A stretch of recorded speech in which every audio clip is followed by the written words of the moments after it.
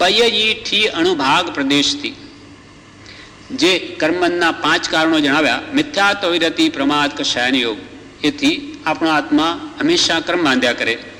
એ પાછા 5 કારણોના પેટાભેદ ઉત્તરભેદ 57 થાય. મિથ્યાત્વના 5 ભેદ, અવિરતિના 12 ભેદ, પ્રમાદના 15 ભેદ અને કષાયના 16 ભેદ અને યોગના 15 ભેદ. એ પાછા ભેગા કરી 57 આશ્રમના દ્વાર છે. એના 5 કારણો એ કર્મ આવવાના છે. મિથ્યાત્વ, અવિરતિ, પ્રમાદ, કષાયન યોગ. તે પાછા એ આ કર્મ બંધવાના પાછા 4 પ્રકાર છે. તે પયજી થી અણુભાગ પ્રદેશથી. પયજી એટલે પ્રકૃતિ, થી એટલે સ્થિતિ, અણુભાગ એટલે અનુભાગ એટલે રસ, ફળદાન શક્તિ, અને પ્રદેશ કેટલા પ્રદેશો આવે છે કર્મના, તે એ 4 પ્રકારે કર્મનો બંધ થાય. પ્રકૃતિ એટલે શું? તો કે જેમ કોઈ લાડુ બનાવ્યા હોય તેમાં અમુક એવું ઔષધ નાખ્યું હોય, અથવા જે વાયુને હરનાર હોય, અથવા કોઈ એવું ઔષધ ઠંડક નાખી હોય બદામ વગેરે અંદર, તો એ પિત્તને હરનાર હોય, અને સૂંઠ વગેરે નાખી તો વાયુને હરે, અથવા કોઈ કફને મારે એવી દવા હોય, તો એ લાડુ વાયુ, પિત્ત કે કફ કોને હરશે, કઈ પ્રકૃતિમાં કામ કરશે? તેમ આપણે જે કર્મ બાંધ્યા હોય તે કર્મ જ્ઞાનાવરણીયને વિશેષ આવરણ કરશે કે દર્શનાવરણીયને કે મોહનીને? એ પ્રકૃતિ બંધ વડે એની નક્કી થાય છે. તે પ્રકૃતિ બંધ. અને સ્થિતિ બંધમાં જેમ કે લાડુ બનાવ્યા તે કેટલા દિવસ સારા રહેશે? જો પાણીનો અંદર ભાગ છે તો એ વધારે દિવસ નહીં ટકે, અને પાણી અડ્યું જ નથી, ઘીમાં જ બનેલા છે, તો 2 મહિના પણ ચાલે. મેથીના લાડવા વગેરે હોય તો લાંબે સમય સુધી ટકી શકે, કેમ કે એમાં પાણીનો પ્રવેશ નથી. એમ એની સ્થિતિ કેટલા લાંબા કાળ સુધી ટકી રહેશે તે સ્થિતિબંધથી નિર્ણિત થાય છે. કર્મબાંધ્યો કેટલું લાંબુ ચાલશે તે આના પરથી નક્કી થાય. તે અનુભાગ, અને ઠી એટલે સ્થિતિ કેટલી પડશે તે સ્થિતિબંધ, અને અનુભાગ એટલે ફળદાન શક્તિ, એટલે કે એ કેટલા કાળ સુધી જે કર્મો દેહમાં આવશે તે કેવું ફળ તીવ્ર આપશે કે મંદ આપશે. જેમ કે સ્થિતિ પડી 1 મહિનાની, કોઈ તાવ આવ્યો હોય 1 મહિના સુધી આવે પણ મંદ આવે તો એટલી પીડા ના આપે, ને કોઈ તીવ્ર 5 ડિગ્રી આવે, 4 ડિગ્રી, તો એ વિશેષ દુઃખ આપે. તેમ અથવા કોઈ લાડુ બનાવ્યા હોય ને એમાં ગોળ 1 ભાગ નાખ્યો હોય તો એટલી મીઠાશ છે, અને 2 ભાગ નાખ્યો તો તીવ્ર મીઠાશ છે. તેવી રીતે આ ફળદાન શક્તિ કર્મોની કેવી તીવ્ર છે તે આ અનુભાગથી નક્કી થાય. અને પ્રદેશ એટલે કેટલા કર્મનો જથ્થો, પ્રદેશ એટલે કર્મ વર્ગણાના દળિયા, એ કેટલા આવશે મિથ્યાત્વ, વિરતિ, પ્રમાદ, કષાય યોગ વડે તે નક્કી થાય. તેને પ્રદેશ બંધ કહે છે.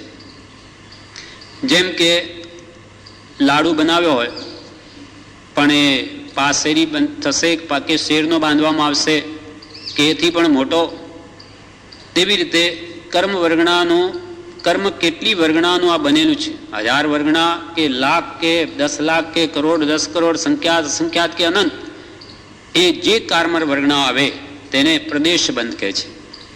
આ પ્રમાણે પયજી થી અણુભાગ પ્રદેશથી પ્રકૃતિ, સ્થિતિ, અણુભાગ ને પ્રદેશ એ 4 પ્રકારે કર્મનો બંધ થાય છે. અને પછી મૂળ, ઉત્તર, બહુ ભેદ. મૂળ કર્મની પ્રકૃતિઓ કેટલી? 8. કર્મ તો અનંત પ્રકારના, તેમાં મુખ્ય 8: જ્ઞાનાવરણીય, દર્શનાવરણીય, મોહનીય, અંતરાય, નામ, ગોત્ર, આયુષ્ય ને વેદનીય. આ મૂળ 8 કર્મની પ્રકૃતિઓ. અને ઉત્તર બહુ ભેદ. મૂળ એટલે મુખ્ય 8 ભેદ, ઉત્તર બહુ ભેદ, ઉત્તર એટલે પેટા ભેદ. પાછા કર્મોના કેટલા? તો કે 158. તેમાં જ્ઞાનાવરણીના 5, દર્શનાવરણીના 9, મોહનીના 28, અંતરાયના 5, વેદીનના 2, નામ કર્મના 103 પ્રકૃતિ છે નામ કર્મની, અને ગોત્ર કર્મની 2, આયુષ્યની 4, એમ બધી મળીને 158 થાય.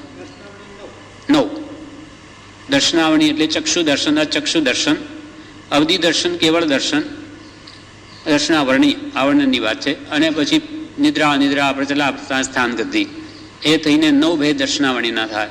એમ બધી ઉત્તર પ્રકૃતિઓ, 8 મૂળ પ્રકૃતિઓના ઉત્તર ભેદ કેટલા? 158. 103. કોઈમાં 93 આવે તો એમાં પેટાભેદ બીજામાં હોય અને વિસ્તાર કરી દો 103 થાય. એમ મૂળ 8 ભેદ ઉત્તર 158.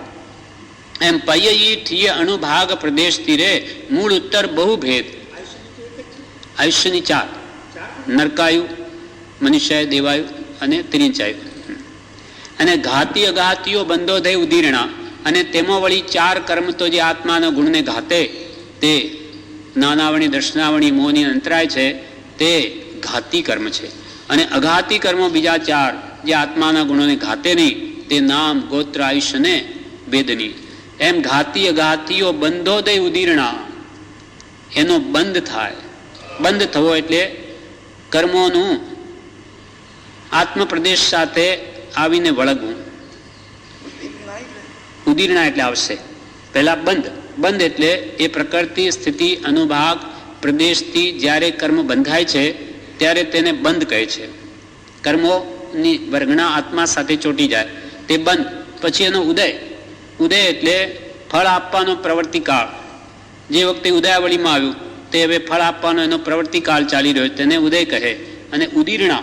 ઉદીરણા એટલે કર્મ પૂદગલોને ફળ આપવામાં પ્રવર્તવાની પ્રેરણા કરવી.